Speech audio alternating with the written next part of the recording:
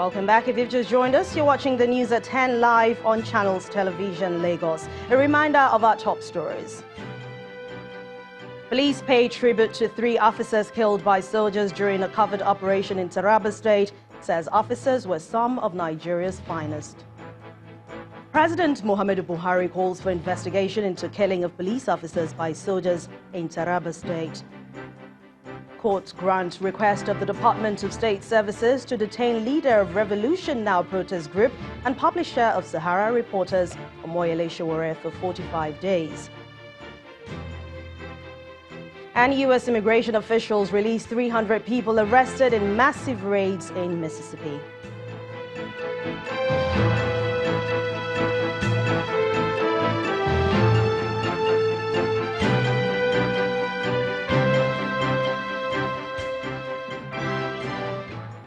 For more on our top stories, please visit our website. It's channelstv.com. Remember, youtube.com/channelsweb has all our shows. It appears the last is yet to be heard on the confiscation of property linked to the late Chief of Defense Staff, Chief Marshal Alex Bade. Well, today, the Economic and Financial Crimes Commission handed over another property forfeited by the late Chief Marshal to the Northeast Development Commission to serve as its headquarters. The property, located at number 6 Ogun River Street in Maitama, Abuja, was handed over to the Commission by the EFCC Director of Operations, Mr. Mohammed Umar. The property is a second building belonging to the former chief that is being handed over to a government agency. The Managing Director of Northeast Development Commission, Mr. Mohammed Al-Khali, says the NEDC will make good use of that property, adding that the property will contribute to its effectiveness.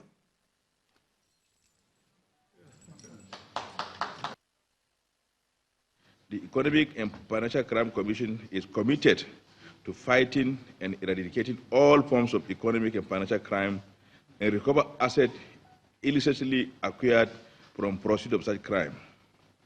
Number 2, the Economic and Financial Crime Commission recovered and forfeited property known and described as number 6 Ogun River Street, Maitama, Abuja, to the federal government of Nigeria. In line with government commitment to preservation of forfeited assets from dissipation and policy which encourages allocation of forfeited property to government agencies in need of office accommodation, the EFCC has the pleasure of handing over property known as number 6 Ogun River Street, Maitama, Abuja, to your organization for use as your new head office building, dated day of this 2019. We now head over to our ABUJA studios where Linda Akiwe is standing by to take us through some other stories. Hi, Linda. Hello, Anne. Good to see you and welcome to ABUJA. The All Progressives Congress APC in Kogi State has suspended the state deputy governor Simon Achuba for anti-party activities before, during and after the 2019 general elections. APC State Chairman Honorable Abdullahi Bello is alleging that some of the actions taken by the embattled deputy governor constituted an embarrassment to the APC in Kogi State. He explains that the party has received several petitions from stakeholders in Iyano ward of Ibaji local government area, where the deputy governor hailed from, alleging that Mr. Achuba had discreetly and openly worked for the candidates of the opposition parties during the presidential, national and state assembly elections in the state. The All Progressive Congress Kogi State wish to inform the press of the receipt of several petitions from party stalwart and stakeholder in Iyano ward of Ibaji local government of H.E. Elder Simon Achuba anti-party activities before, during and after 2019 general election.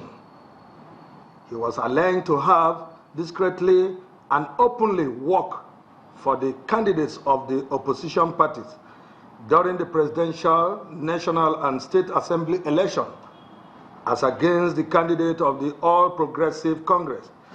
As you are all aware, the All Progressive Congress does not condone acts of indiscipline discretions and anti-party activities from any party member, no matter how highly placed.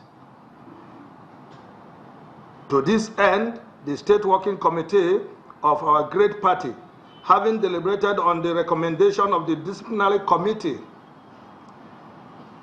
of the APC Iyanu Ward and Ibaji Local Government Chapter of the party, hereby resolve to uphold Elder Simon Achuba's suspension from the All Progressive Congress.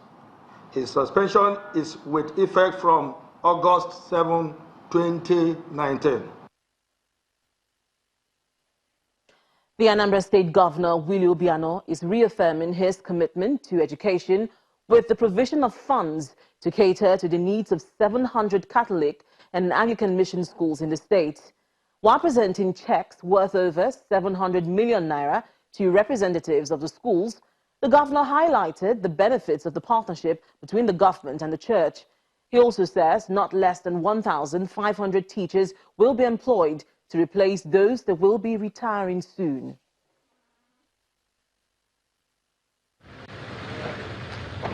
Governor Willie Obiano arrives at the Basilica of the Most Holy Trinity Cathedral, Onitsha, where he is received by the Metropolitan and Archbishop of Onitsha Catholic Diocese, Most Reverend Valerian Okeke, the Bishop of Nnewi Catholic Diocese, and some government officials.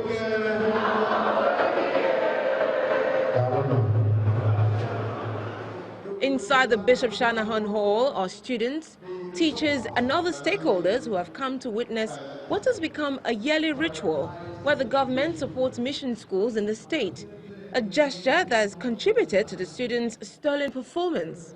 The churches established by the state government has placed Anambra State first among the 36 states of the Federation, particularly in infrastructural development in our schools. While presenting a check of over 420 million naira to the Catholic Mission School, the governor adds that his administration is also giving additional allowances to teachers in hard-to-reach areas to ensure education for all. With the support we are giving our teachers, with the motivation being provided for our students, and the reading environments that we are cultivating, and what we are trying to do in the hard-to-reach areas. By the way, I pay additional 400 million every year. From the Basilica, Governor Obiano moves to St. Andrew's Anglican Church in Nnewi. Here, he hands over a check of over 291 million for the Anglican mission schools and uses the opportunity to discourage some discriminatory tendencies reported among teachers. So what is wrong with an Anglican teacher teaching in a Catholic school? Why should somebody come and make an appeal for me to transfer the guy to an Anglican school? That is not the spirit, and I hope it is not the spirit here. A teacher is what? A teacher. According to the state government, the amounts given are determined by the number of schools managed by the mission. And as soon as the ownership of Pentecostal schools return to the church, they will also be included in the government support program. And that's all from Abuja. Back to you, Anne. Thank you, Linda. Former military head of state, that's General Yakubu Gowon, is calling for a holistic approach to the fight against drug abuse as he expresses concern over the increasing cases of drug abuse and addiction in Nigeria. General Gowon, who is represented by his son, Mr. Ibrahim Gowon, says the latest statistics on drug abuse is alarming and very worrisome. Speaking at a one-day conference on drug abuse among youths in Abuja, he made this statement.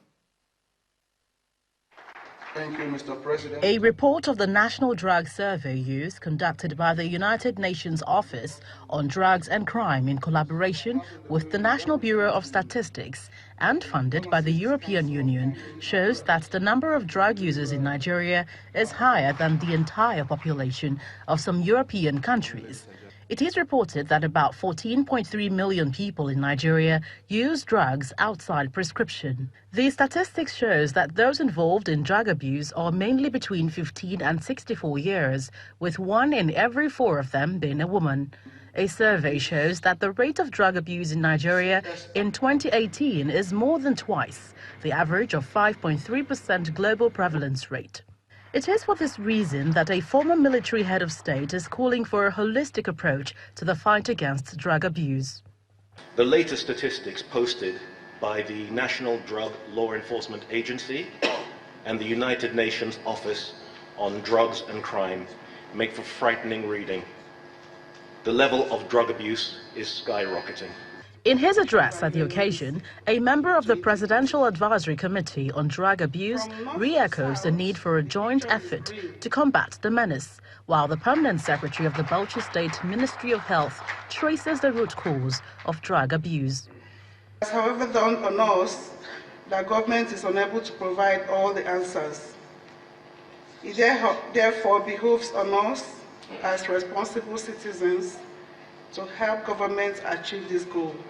The issue has become worrisome with grave consequences, especially in the areas of delinquencies, increase in crime, violence, mental disorders, and erosion of societal values. The president of the National Alliance Against Drug Abuse and convener of the conference speaks on the essence of the event. For us, the menace of drug abuse has assumed a very dangerous dimension that indeed appears to have overwhelmed government and relevant agencies that are primarily saddled with drug law enforcement. It is hoped that this joint resolution to combat the menace of drug abuse in the country would bring about a decline in the prevalence rate. When News at 10 returns, U.S. immigration officials released 300 people arrested in massive raids in Mississippi. That and more from the international scene on Around the World in 5. Join us again.